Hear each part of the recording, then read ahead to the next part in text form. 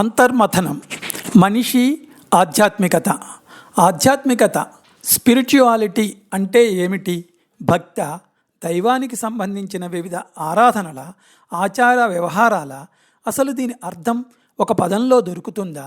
దీనికి నిర్వచనం ఉందా? ఖచ్చితంగా ఆధ్యాత్మికత అంటే ఇది అని కానీ, ఇది అయి ఉంటుంది అని కానీ అర్థం చేసుకోగలమా?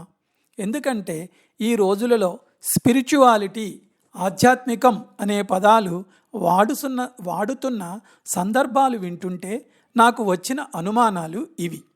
మనిషికి పుట్టిన దగ్గర నుంచి వారి జీవితంలో మేజర్ రోల్ ప్లే చేసే విషయాలు భౌతిక అవసరాలు అంటే మెటీరియలిస్టిక్ థింగ్స్, ఆధ్యాత్మికత అంటే స్పిరిచువాలిటీ, అలాగే తాత్వికత అంటే ఫిలాసఫీ. ఈ మూడింటికి నిఘంటువు అర్థం చూస్తే భౌతిక అంటే భౌతిక అవసరాలు, అలాగే డబ్బుకి సంబంధించిన పొజిషన్స్.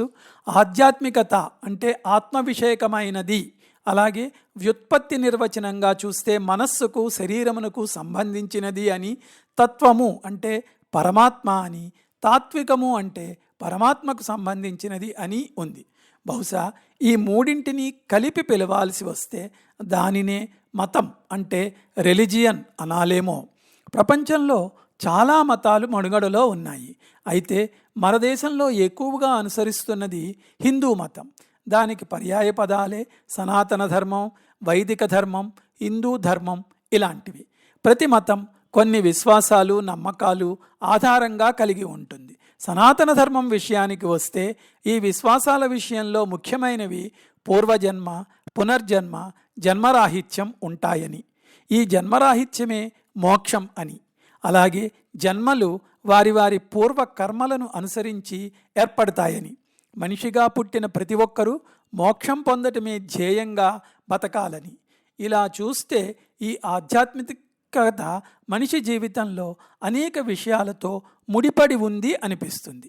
ఆధ్యాత్మికత అనే ఈ పదం మీద అథారిటేటివ్ గ్రంథాలలో ఏమి ఉందా అని చూస్తే భగవద్గీత విభూతి యోగంలో ఇంద్రియాలలో మనస్సును నేను అని, విద్యలలో ఆధ్యాత్మ విద్యను నేను అని, సర్వజీవులలో ఉండే ఆత్మను నేను అని చెప్పాడు శ్రీకృష్ణుడు. అదే అధ్యాయంలో అర్జునుడు శ్రీకృష్ణుని అడ్రస్ చేస్తూ నీవు పరబ్రహ్మవు, శాశ్వతమైన దివ్య పురుషుడవు అంటాడు. అలాగే భగవద్గీత ప్రతి అధ్యాయం చివరలో బ్రహ్మ విద్యాయాం యోగశాస్త్రే అని ఉంటుంది. ఈ విషయాలు అన్నీ క్రోడీకరించుకుంటే ప్రతి జీవిలో ఆత్మరూపంలో పరమాత్మ ఉంటాడని, ఆధ్యాత్మికత అనేది ఆ పరబ్రహ్మని చేరుకునే అంటే మోక్షాన్ని పొందటానికి కావలసిన విద్య అని, అలాగే బ్రహ్మ విద్యాయాం అని ప్రతి అధ్యాయం చివర ఉంది కనుక భగవద్గీత మొత్తం బ్రహ్మ విద్య అంటే అధ్యాత్మ విద్య యొక్క కోర్సు అని అర్థమవుతోంది. ఈ 18 అధ్యాయాల కోర్సులో తెలుసుకోవలసిన విషయాలు, అర్థం చేసుకోవలసిన విషయాలు, ఆచరించవలసిన విషయాలు, నమ్మవలసిన విషయాలు ఉంటాయి. ఒక వ్యక్తి ఈ కోర్సు ఆచరణపూర్వకంగా కంప్లీట్ చేస్తే వచ్చే పరిణతి ఏదైతే ఉందో అది అద్వైత స్థితి అంటే ఏకత్వం అర్థమైన స్థితి అనుకోవాలి.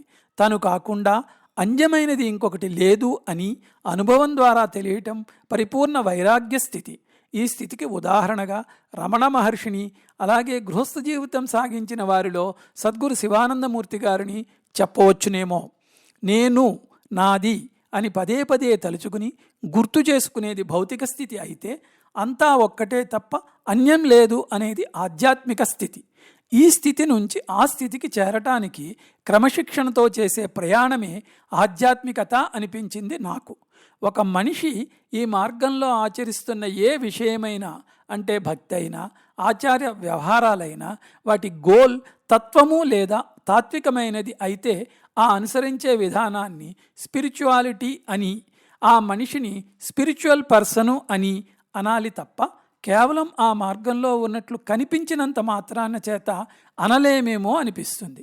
ఈ ప్రయాణంలో మనిషి చేయవలసిన పనులు చాలా ఉంటాయి. వ్యక్తిగా, కుటుంబపరంగా, సమాజపరంగా, రాజ్యం అంటే దేశం పరంగా, అలాగే సృష్టి పరంగా కూడా. అలా మనిషి పుట్టిన దగ్గర నుంచి మరణపర్యంతము జీవించవలసిన సరి అయిన విధానాన్ని ఋషులు దర్శించి నిర్ణయించారు. ఆ జీవన విధానాన్ని చెప్పేవే శృతి స్మృతులు, పురాణ ఇతిహాసాలు మొదలైనవి. అందువలన ఇవి కూడా ఆధ్యాత్మికతలో భాగంగానే గుర్తించవలసి ఉంటుంది. అంటే మనిషి బాధ్యతాయుతంగా జీవిస్తూనే జీవితాన్ని సఫలీకృతం చేసుకోవాలన్నమాట. భౌతిక అవసరాలు ధనంతో తీర్చుకోగలిగినవి, ధనేతరమైనవి కూడా అయి ఉంటాయి. ఇక్కడ ఆధ్యాత్మికత ఎంటర్ అయ్యి ఈ అవసరాలు నిర్ణయింపబడిన ధర్మాలని అనుసరించి మాత్రమే తీర్చుకోమంటుంది. అలాగే భౌతిక తాత్వికతలను రెండింటినీ ఆధ్యాత్మికత ఎలా బ్యాలెన్స్ చేస్తుందో తెలుసుకోగలమేమో చూద్దాం. ఒక వ్యక్తి వివాహం చేసుకోవాలనుకుంటే ఆ కాలానికి ఉన్న సామాజిక పరిస్థితులను, ధర్మాలను అనుసరించి కులం, గోత్రం, వంశం ఇలాంటి విషయాలు విచారించి నిర్ణయం తీసుకోవాలి. అదే వ్యక్తికి వైద్యపరమైన అవసరం ఏర్పడి బ్లడ్ కావలసి వస్తే చూసేది అదే బ్లడ్ గ్రూప్కి చెందిన వ్యక్తి ఎవరా అని. అంటే ఇక్కడ సృష్టికి సంబంధించిన సూత్రాలు అప్లై అవుతాయి తప్ప ధర్మాధర్మాల విచక్షణతో చేసే నిర్ణయాలు ఉండవు. సృష్టిలో ఉన్న బ్లడ్ గ్రూప్స్లో ఏ గ్రూప్ మ్యాచ్ అవుతుందో ఆ వ్యక్తి నుంచి మాత్రమే బ్లడ్ తీసుకోవాలి. ఈ బ్లడ్ గ్రూప్ ప్రపంచం మొత్తానికే కామన్ కదా. ఇక్కడ సృష్టి ధర్మానికి ఎల్లలు లేవు అని అర్థమవుతుంది. ఈ రెండు చోట్ల అప్లై అయినవి ఆధ్యాత్మిక సూత్రాలే అయినా భౌతిక విషయాల విషయంలో ఏర్పరచుకున్న ధర్మాలను అనుసరించి, అలాగే మనిషి మనగడికి అవసరమైన చోట సృష్టి ధర్మాన్ని అనుసరించి అంటే తాత్వికంగాను రెండు చోట్ల ఆధ్యాత్మికత అప్రోప్రియేట్గా అప్లై అయింది అనుకోవాలి. సనాతన ధర్మం ఎన్ని ఆటుపోట్లైనా తట్టుకుని నిలబడి ఉండటానికి కారణం ఇదేనేమో. ఏకాత్మనాభావనే సూత్రంగా కలిగి సాధన ఆ దశలోనే సాగుతూ ఆ పరిణతి మనిషిలో కలిగి ఆ స్థితికి చేరే లోపు మనిషి మధ్యలో పతనమవకుండా ఉండటానికి ధర్మబద్ధమైన జీవన విధానం కలిగి ఉండటం. ఒక మనిషి లైఫ్ స్పాన్లో మొత్తంగా ఎన్నో విషయాలు కవర్ చేయవలసి రావటం వలన ఆధ్యాత్మికత స్కోప్ చాలా పెద్దది అయ్యింది అనిపిస్తుంది. అందువలన ఎక్కువగా మిస్ఇంటర్ప్ట్ అవ్వటం, మళ్ళీ సరిచెయ్యబడటం జరుగుతుంది. ఉదాహరణకు ఒకప్పటి సతీ సహగమనం తరువాత రోజుల్లో సరిచెయ్యబడింది. ఇలాంటి విషయాలు ఇంకా ఎన్నో ఉంటాయి తరిచి చూస్తే. అలాగే సుమతీ శతకం, వేమన శతకం లాంటివి చూసినప్పుడు కూడా అర్థమవుతుంది ఆ కాలాల్లో ఆధ్యాత్మికత సవరించబడినట్లు.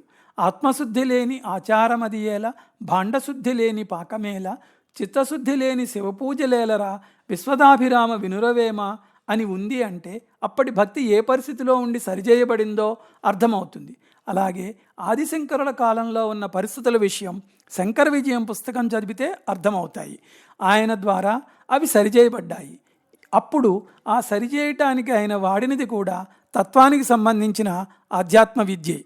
అలాగే గాలిబ్ గీతాలు, అమర్ ఖయాం వంటివి చదివితే ఇలాంటి పరిస్థితి అంటే ఆధ్యాత్మికతలో అప్ అండ్ డౌన్స్ ఏర్పడటం, సరిచేయబడటం ఇతర మతాలలో కూడా ఉందనిపిస్తుంది. అనంతమై స్వయంగా భగవత్స్వరూపమే అయిన కాల ప్రవాహంలో ఇవన్నీ చాలా సహజమైన విషయాలే అయినా అంతటి కాల ప్రవాహంలో చాలా తక్కువ అస్తిత్వం ఉన్న మానవుడికి ఆధ్యాత్మికతలో ఈ విపరీతాలు ఏమిటి అని అనిపించటం కూడా సహజమేనేమో మరి.